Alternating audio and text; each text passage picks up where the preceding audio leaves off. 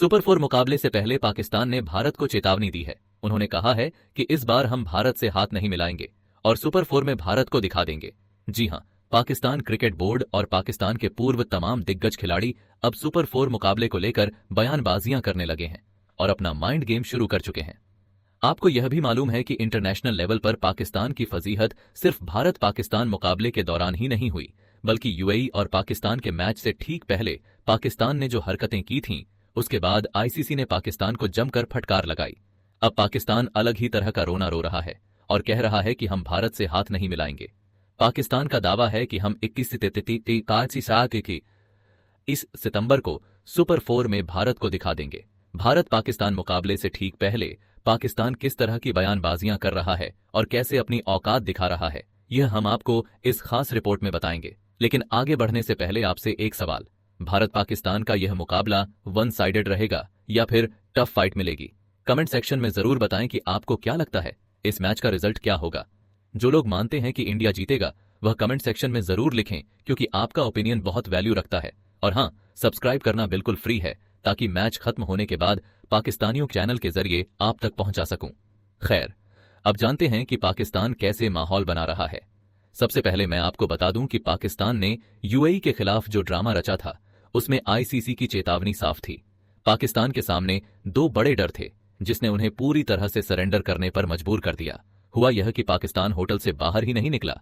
उनका कहना था कि सूर्य कुमार यादव को सजा दी जाए और मैच रेफरी एंडी पाइक्राफ्ट को हटाया जाए। लेकिन आईसीसी ने साफ शब्दों में कहा कि जब पाकिस्तान बोर्ड अपने रवैये से टस से मस नहीं हुआ तो आईसीसी ने पीसीबी को सख्त धमकी दी। उन्होंने साफ कहा कि अगर पाकिस्तान एशिया कप खेलने के लिए राजी नहीं हुआ और बॉयकॉट करता है तो न सिर्फ जुर्माना लगाया जाएगा, बल्कि उसे भविष्य में भी आईसीसी टूर्नामेंट्स में खेलने पर बैन का सामना करना पड़ सकता है। अब जबकि अगले साल भारत और श्रीलंका में T20 विश्व कप का आयोजन होने जा रहा है, तो अगर पाकिस्तान खेलने से मना करता तो उसे इस मेगा टूर्नामेंट से भी बाहर किया जा सकता था। यह बात समय रहते पीसीबी की समझ में आ गई। यही वजह है कि पीसीबी ने बॉयकॉट करने का फैसला नहीं किया। पहला कारण था आईसीसी का बड़ा संदेश। दूसरा कारण पाकिस्तान की तरफ से यह सामने आया कि 141 करोड़ भारतीय रुपए यानी लगभग 300 से 400 करोड़ पाकिस्तानी रुपए का नुकसान उन्हें उठाना पड़ता। इतना बड़ा नुकसान पाकिस्तान झेल ही नहीं सकता था। और यह हम नहीं कह रहे, बल्कि खुद पीसीबी के पूर्व चेयरमैन ने इस ड्रामे की पोल खोल दी कि बॉयकॉट महज एक नाटक था। पीसीबी के पूर्व अध्यक्ष नज्म सेठी ने कहा कि अगर पाकिस्तान एशिया कप में ना खेलता तो उसे लगभग $5 मिलियन यानी करीब 132 करोड़ भारतीय रुपए का नुकसान होता। इसके अलावा उस पर भारी जुर्माना भी लगता। बात यहीं खत्म नहीं होती, बल्कि पाकिस्तान को आईसीसी की तरफ से सजा भी झेलनी पड़ सकती थी। नज्म सेठी ने बताया कि पीसीबी अध्यक्ष उस वक्त पलों के आवेग में बह गए थे। उन्होंने गुस्से और भावनाओं में आकर टूर्नामेंट का बहिष्कार करने की धमकी दे दी। लेकिन जब उन्हें संभावित नतीजों के बारे में समझाया गया तो मोहसिन ने पाकिस्तान टीम को यूएई के खिलाफ मैदान पर उतरने की इजाजत दे दी। सेठी ने एक कार्यक्रम में कहा कि माहौल ऐसा बना था कि मोहसिन नकवी ने एशिया कप के बहिष्कार की बात कही। मेरे दोस्तों ने भी सुझाव दिया कि आप मत जाओ, उनकी मदद मत करो। मेरा मन भी मोहसिन की मदद न करने का था, लेकिन अगर उनकी कोशिश कामयाब हो जाती तो पाकिस्तान को बहुत बड़ा नुकसान उठाना पड़ता। आईसीसी की सजा, आर्थिक नुकसान और बाकी सबके अलावा पीसीबी को लगभग $15 मिलियन का घाटा सहना पड़ता। यह बात पीसीबी के पूर्व अध्यक्ष खुद कह रहे हैं। तो सोचिए, इन लोगों की असली औकात क्या है। एक कुछ कहता है और उनका ही दूसरा दिग्गज उनकी पोल खोल देता है। यही बॉयकॉट न करने की असली वजह थी। माफी का बयान तो सिर्फ जनता को गुमराह करने के लिए दिया गया। असल वजह थी आईसीसी टूर्नामेंट्स से बाचाई को दी के तैसी का बख्या थे। एन का खतरा, T20 वर्ल्ड कप न खेल पाने का डर, आर्थिक जुर्माना और 141 करोड़ भारतीय रुपए लगभग 350 करोड़ पाकिस्तानी रुपए का नुकसान, जिसे पाकिस्तान सहने की औकात ही नहीं रखता। और अब इनके पूर्व दिग्गजों को देखिए। मैं शाहिद अफरीदी को मर्द मानता हूं, लेकिन उन्होंने फिर से जहर उगला। भारतीयों के खिलाफ उन्होंने बिगड़े बोल बोले। शाहिद अफरीदी दिन ब दिन इतने बदतमीज और घटिया होते जा रहे हैं कि उनकी नीच हरकतों की कोई हद ही नहीं रही। जैसा कि आप जानते हैं, घटिया लोगों से क्या ही उम्मीद की जा सकती है। पाकिस्तान के पूर्व ऑलराउंडर शाहिद अफरीदी, जो पहले अपनी खराब बल्लेबाजी के लिए मशहूर थे, अब भारत के खिलाफ जहर उगलने के लिए जाने जाते हैं। अफरीदी ने एक बार फिर नीच हरकत करते हुए भारत के पूर्व ऑलराउंडर इरफान पठान के खिलाफ उल्टा सीधा कहा। उन्होंने बातचीत के दौरान कहा कि वह सिर्फ उसी को मर्द मानते हैं जो उनके मुंह पर बात करता है।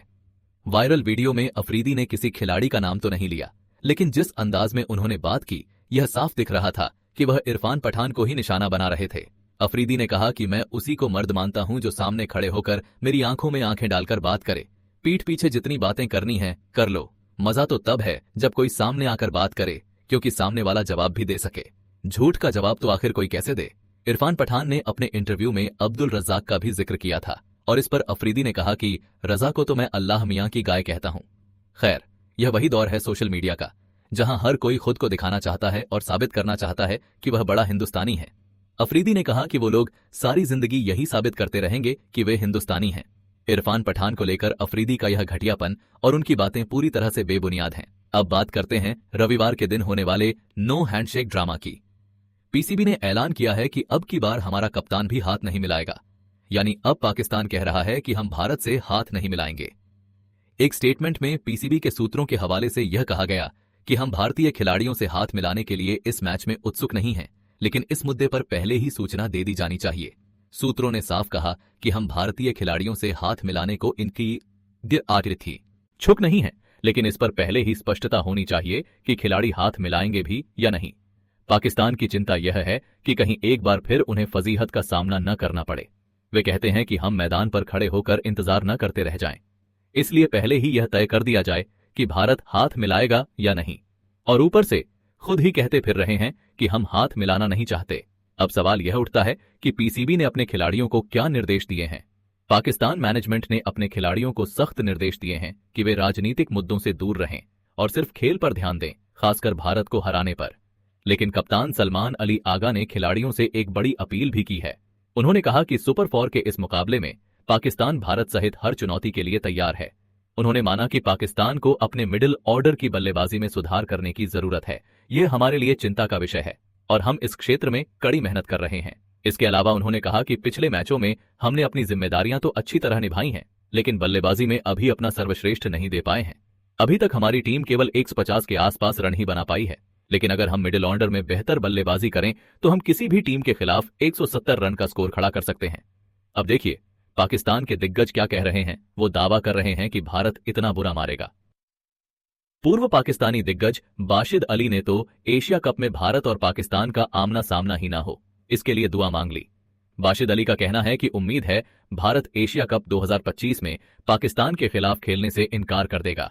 अगर ऐसा नहीं हुआ और भारत ने जिस तरह वर्ल्ड क्रिकेट लीग WCL में खेलने से मना किया था वैसा नहीं किया, तो इस रविवार भारत पाकिस्तान को इतनी बुरी तरह हराएगा कि आप सोच भी नहीं सकते। अगर पाकिस्तान कच्चे पक्के खिलाड़ियों के साथ उतरा तो वही नतीजा होगा। शोएब अख्तर ने भी अपनी टीम को चेतावनी दी है। अख्तर का कहना है कि पाकिस्तान को कम से कम 3 फास्ट बॉलर के साथ उतरना चाहिए। सिर्फ 2 फास्ट बॉलर से काम नहीं चलेगा। अगर कच्चे पक्के ऑलराउंडर लेकर गए तो इंडिया के खिलाफ मार पड़ेगी। सारे ऑप्शंस कवर करना मुश्किल होगा।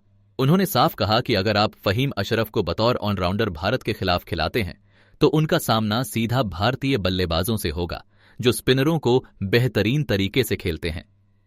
अख्तर ने पाकिस्तान के पूर्व कप्तान मिसबाउल हक की राय पर भी सहमति जताई और कहा कि स्पिनरों के सहारे मत जाइए। स्पिन भारतीय टीम की ताकत है और वो आसानी से स्पिनरों को खेल लेते हैं। हमारी ताकत पेस बॉलिंग है, तो इंडिया के खिलाफ आपको 2 या 3 तेज गेंदबाजों के साथ उतरना चाहिए। उधर शोएब मलिक का सब्र भी टूट गया और उन्होंने टीम की प्लेइंग 11 पर सवाल उठाए। शोएब मलिक ने कहा कि देखिए, हम तो यहां बैठकर बहुत सारे आइडियाज अपनी टीम को दे सकते हैं, कौन सा संयोजन सही है, बल्लेबाजी क्रम कैसा होना चाहिए, लेकिन असली सवाल यह है कि जो फैसले लेने वाले लोग हैं क्या उनके पास इतना दिमाग है कि वो गहराई से सोच पाएं। उन्होंने आगे कहा कि अफगानिस्तान के खिलाफ जो फाइनल टीम उतारी थी वो एक अलग वेन्यू था, शारजाह, लेकिन जब एशिया कप में खेलने गए तो उसी संयोजन के साथ उतर गए सिर्फ इसलिए कि वो टीम जीत चुकी थी, जबकि कंडीशन बदल चुकी थी। जैसे ही वेन्यू बदलता है परिस्थितियां बदल जाती हैं और नए संयोजन की मांग करती हैं, लेकिन पाकिस्तान की टीम फ्लेक्सिबल नहीं हो पा रही है और एक्टिव रूप से बदलाव नहीं कर पा रही। इधर इरफान पठान ने पाकिस्तान और शाहिद अफरीदी दोनों को उनकी औकात दिखा दी। इरफान पठान ने साफ कहा कि भारत की कई घरेलू टीमें जैसे मुंबई, पंजाब पाकिस्तान को हरा सकती हैं। उन्होंने यहां तक कह दिया कि कई IPL टीमें भी पाकिस्तान को हराने की क्षमता रखती हैं। इरफान पठान की इस टिप्पणी से यह साफ जाहिर होता है कि पाकिस्तान टीम को भारतीय घरेलू क्रिकेट के स्तर से भी नीचे माना जाता है। उनके इस बयान ने शाहिद अफरीदी की बोलती बंद कर दी। और खैर, इस तरह की बोलती बंद तो हम अक्सर पाकिस्तान को दिखाते ही रहते हैं। तो दोस्तों, अब सवाल आपसे, इन सब के बीच आपकी क्या राय है? और भारत बनाम पाकिस्तान सुपर 4 मुकाबले को लेकर आप क्या सोचते हैं? नीचे कमेंट सेक्शन में जरूर बताइए।